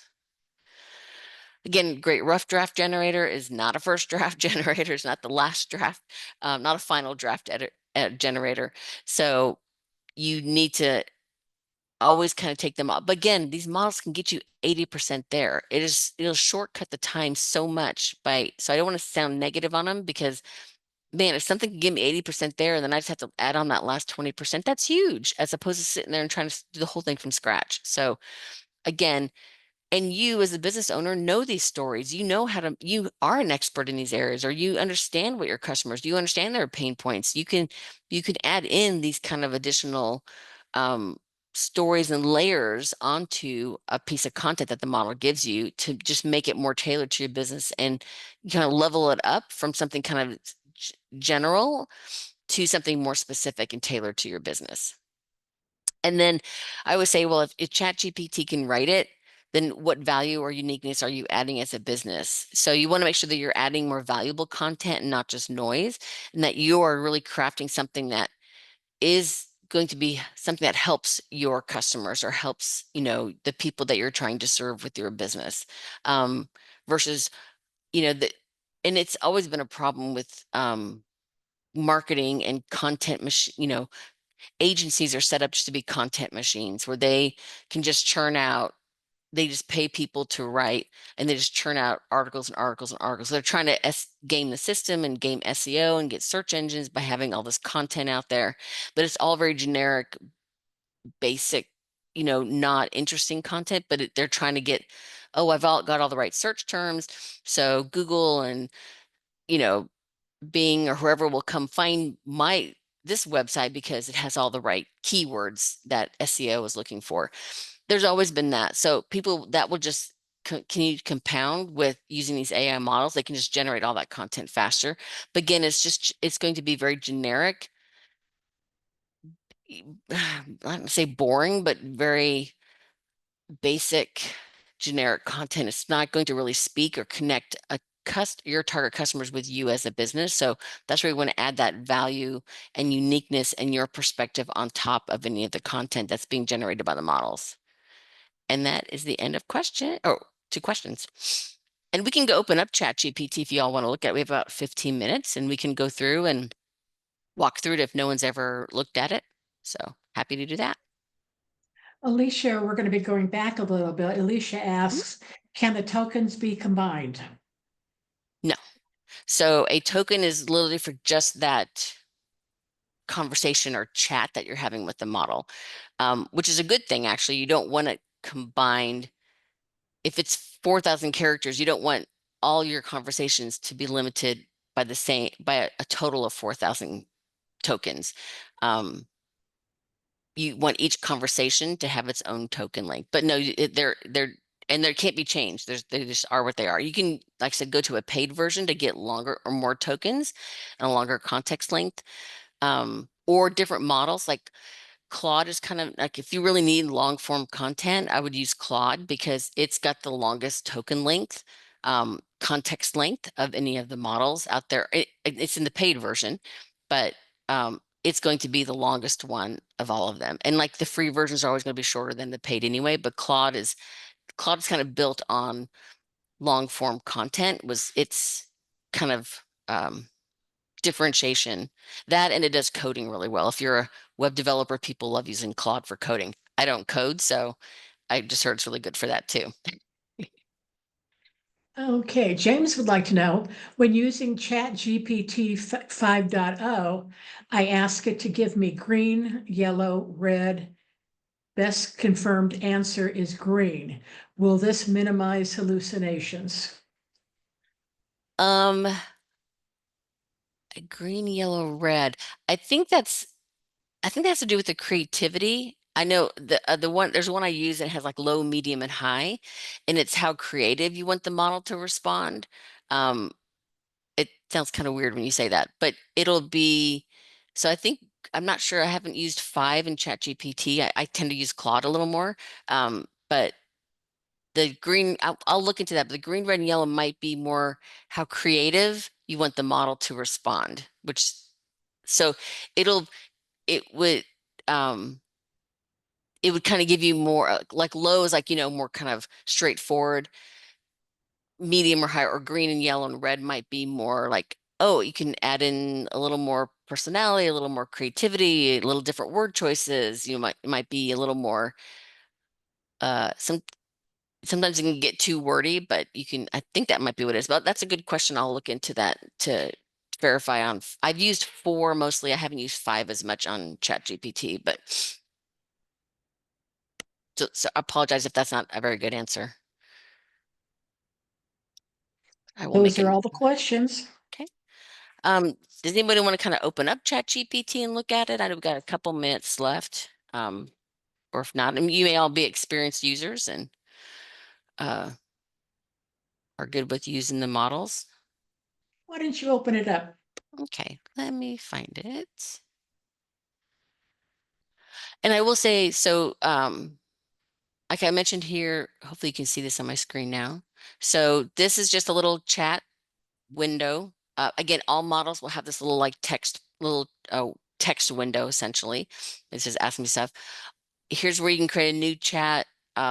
Here's where you have like previous chats it'll save here on the side, going down, kind of like, so you feel like, oh, I worked on something and I want to go back and I don't have to start from scratch. I can go back to as long as I still have the context link in that chat, I can go back and ask it more questions like, later on. Um, let's see. I can ask it. So here's like, let me do. Here's where I work for I help out a local YMCA and I do their website for them as volunteer work. So here's, they were running some fall break camp for their kids. So here's like, can you write me a brief paragraph for fall break camp for kids ages this for a local YMCA? So I gave it like, again, it's those elements, but I put it all in one sentence versus, and then I want to specifically include these kind of words, games, craft, fun in the copy. And then so it kind of wrote me a short paragraph.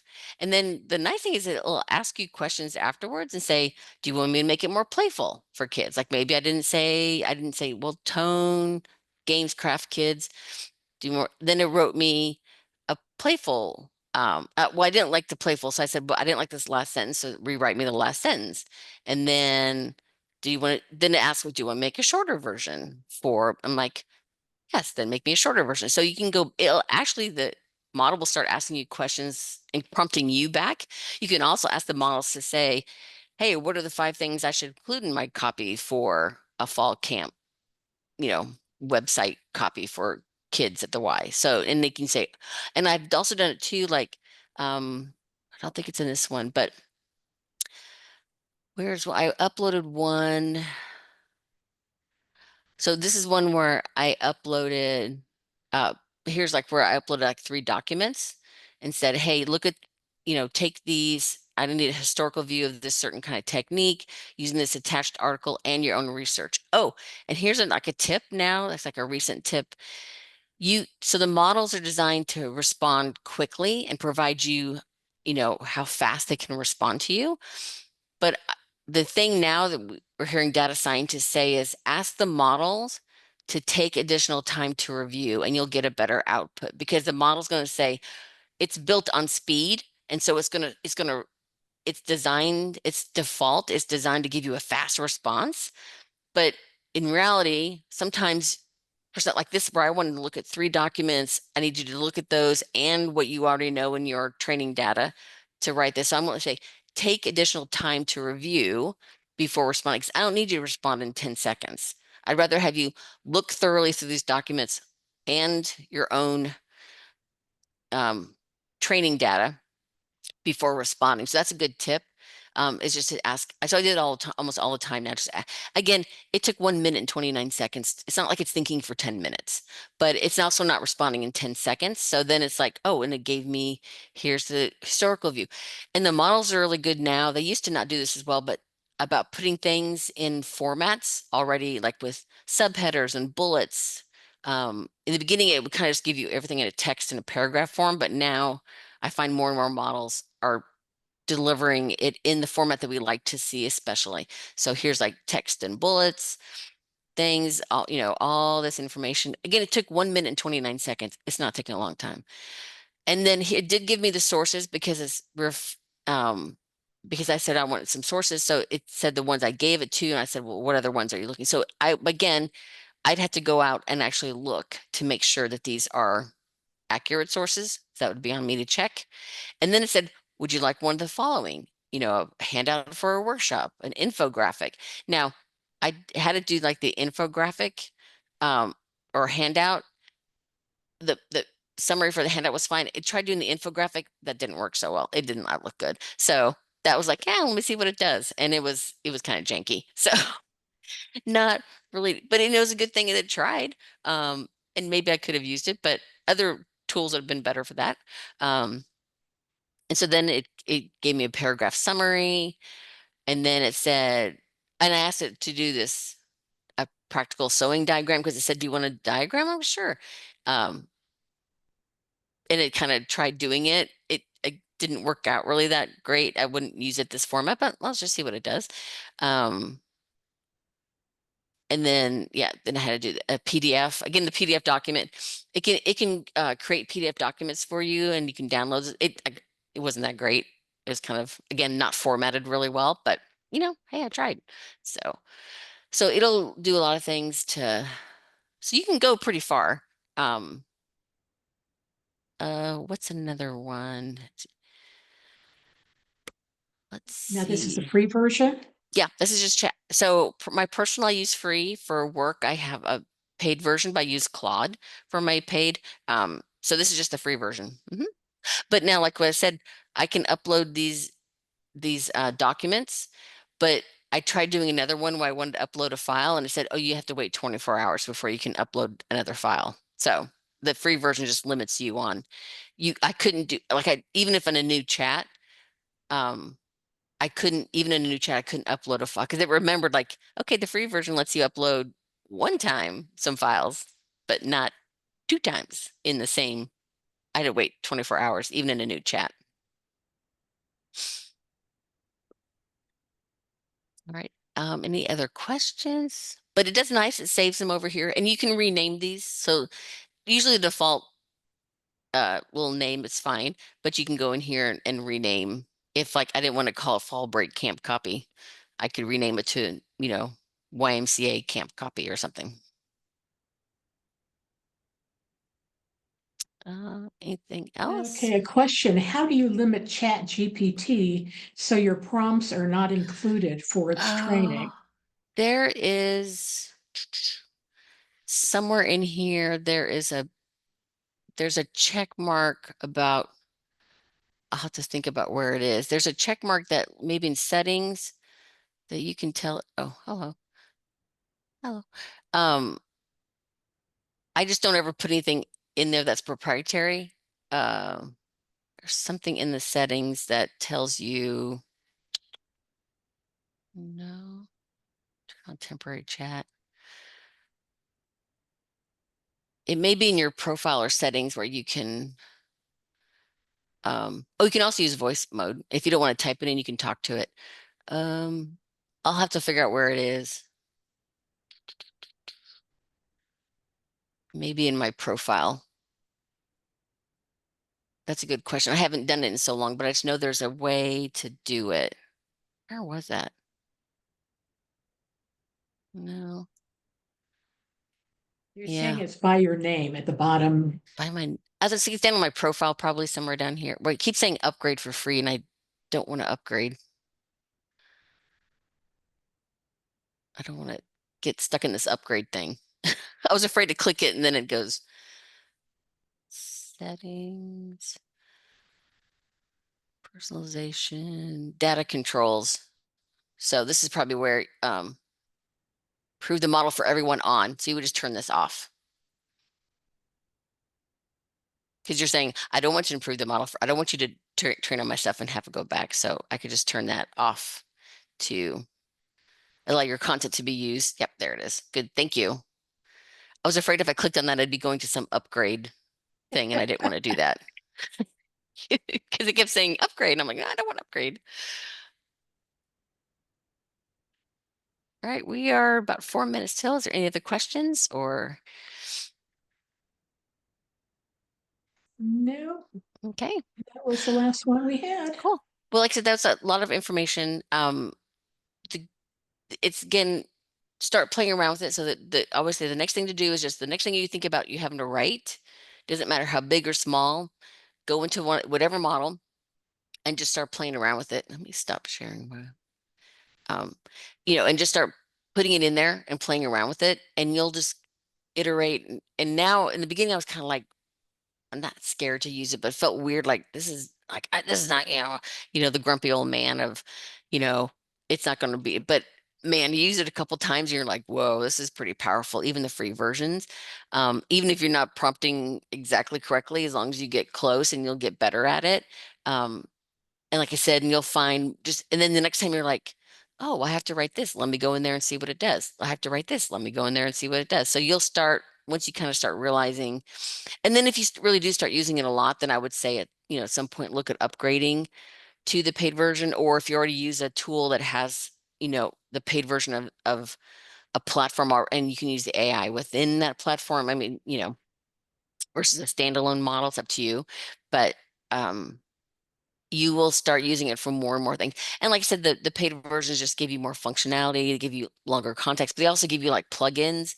And people are now building tools and like plugins on top of AI. So the Chat GPT version, the paid version, has a plugin that the model will go out and search the internet for something. So it links it out to where the core model doesn't go to the internet, but somebody's written like I call them plugins, but like an add-on. They call them something where you can, or it'll be a certain format, or if you need a certain template for something. These people are building, for a fee, like the Google Play Store or the Apple Store. People are building things on top of these models that you can kind of pay and they can add additional functionality. But it's only like in the paid model version that you get access to these extra tools. Um, there was something else about the paid versions.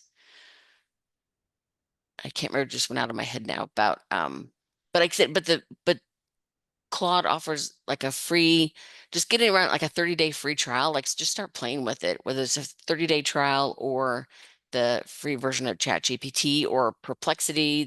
I'm sure it offers a free version. Jasper is one that people use a lot for like marketing, because it's really designed for like marketing agencies and it has like a lot of templates already built into the tool. It's a paid version, but it's one that is designed. So more and more models are coming out targeted to specific industries or different users. So there's, the legal field will use a different model because it's designed for lawyers and has things already kind of contracts and things built in. And it's trained on that kind of legal background more. So again, they're kind of building ones depending on what you want to do with it. But you know, there's really going to be helpful and speed up the things that you do in your business all the time. Um, so I just encourage you to start playing with it. And that's it. We've got what? Oh, It's 11 o'clock, so it's yeah. end time. Right. But And like I said, yeah, go ahead. oh no, say like Michelle, you'll send this stuff out, you know, do your normal close spiel.